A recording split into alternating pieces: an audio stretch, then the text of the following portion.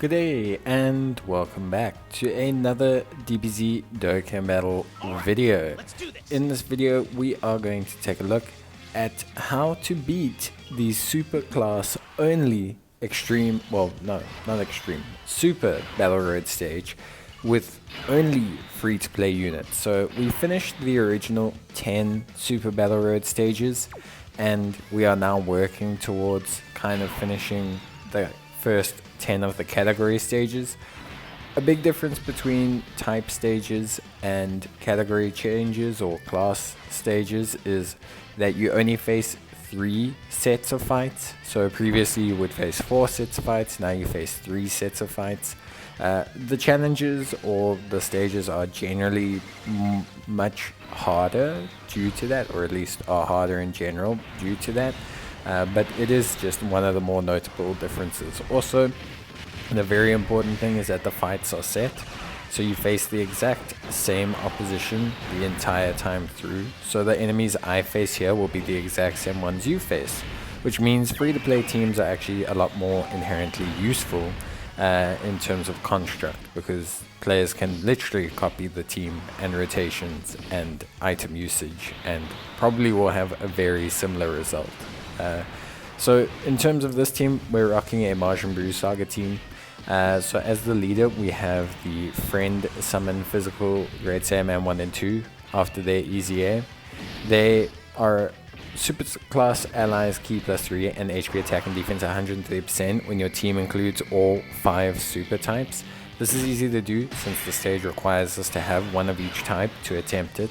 They raise their attack and defense, they seal on their 12 key, they increase ally attack with their 18 key, they have attack and defense to 70%, they give everyone 50% defense, they do additional damage when they are facing a extreme class enemy, and they also have a medium chance of performing a super attack as well. So they're very good in this stage. They are super duper powerful, they do a lot of great work, and they're awesome because we can pair them up with a very good running partner actually, in the form of the Int transforming Great Saiyaman and in the Great Saiyaman 2-in-1 unit. Either one is fine, we're using both in the team. The Int Great Saiyaman is really solid. He's raises his attack and defense, lowers the enemy's attack and defense, which is super helpful. He has attack and defense 158% and an 18% chance to perform a crit or evasion. He gains an additional 18% chance to perform crit or an evasion when he is facing an extreme class enemy as well, and gains an additional key +5 and attack and defense of 58%. He reduces damage received when there is a Pepe Girls or Youth category ally attacking in the same turn. So obviously we don't necessarily have that. Now if you pair him up with the Great Saiyaman 2-in-1 unit, you will actually get that active the whole time, which is really good. So you can run them as a pairing, and that makes them very strong as a tanking unit. Great Saiyaman 2-in-1, just a very solid unit after their recent Easy A, high chance of evasion, additional defense, a support for signature pose. They're very strong as well. You could use either one, you can use them in conjunction, you can float the LR. It doesn't really matter too much, but you can just run whichever combination you want. And then the rest of the team we've made up with, so we're running Goten and Goku, the physical Goku from the Majin Buu Saga Extreme Z area. He's got a stun. He obviously functions very well with Goten. They share Goku's family category ally support amongst the two of them.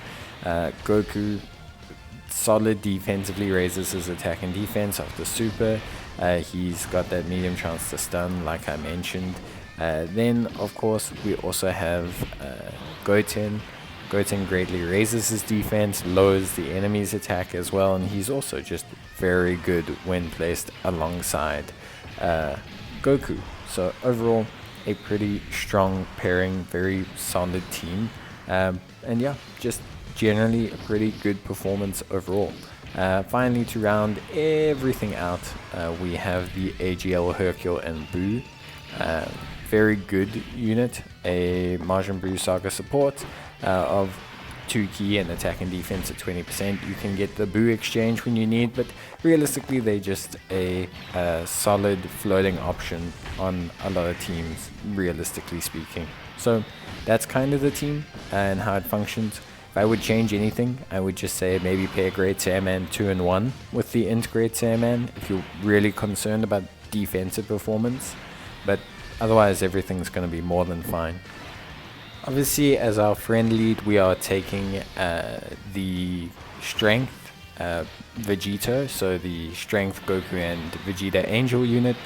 Again, you could take the Int Majin Vegeta, also more than fine.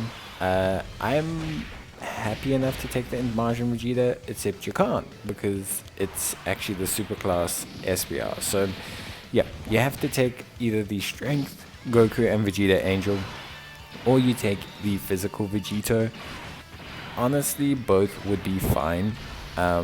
Physical Vegeta would definitely not be as good as strength Goku and Vegeta Angel, but I actually don't think you'll find a strength Goku and Vegeta Angel way easier than you'll find a physical Vegito. So yeah, definitely not something to be too concerned about, but at the same time, yeah, just do be aware that, you know, you do kind of want to choose the best lead as always. With these free-to-play teams, it's always good to pick the best team that you can, because, you know, it will help out overall, and it is going to make you just function a little bit better. You are going to have a much easier time, you know, overall, if you function with the best lead possible, because remember, you are running usually lower stats, lower leader skill. Free-to-play units have a lower stat base in general, so running something that's a bit better in terms of leader skill does always help out, and it is going to help you out a lot. Now, there are, I guess, other options to build teams for the superclass stage. You could build a Universal Survival Saga based team, a Reps of Universe 7 based team. You could build a, yeah, I think those are probably the 3 best teams I would suggest. Reps of Universe 7, you've got some great units. Earthlings or Turtle School could also be a viable option, as long as you have a friend to set the Master Roshi as a lead for you. Earthlings, possibly not. You'd have Tech Oob, you'd have physical Krillin, you'd have physical... you know, you possibly could do Earthlings, actually. In hindsight, Earthlings could also be a decent team. You'd also have 150% lead, which is pretty helpful overall. I think there's enough decent free-to-play teams to take on this stage. Specifically this stage, I think Extreme is a lot harder, just because Extreme is a lot more limited, because Extreme characters don't share synergy as well as Superclass characters do. So I think it is a little bit more challenging to do it with Extreme teams. Like you basically run a freezer team for all the Extreme teams, if I'm entirely honest, but you should have a pretty decent time. So you shouldn't really have too many issues. If I can suggest anything, just be very careful with what you do. Like here, we're sealing up Zamasu, which is very important. But try your best to also just be aware of how much damage enemies do.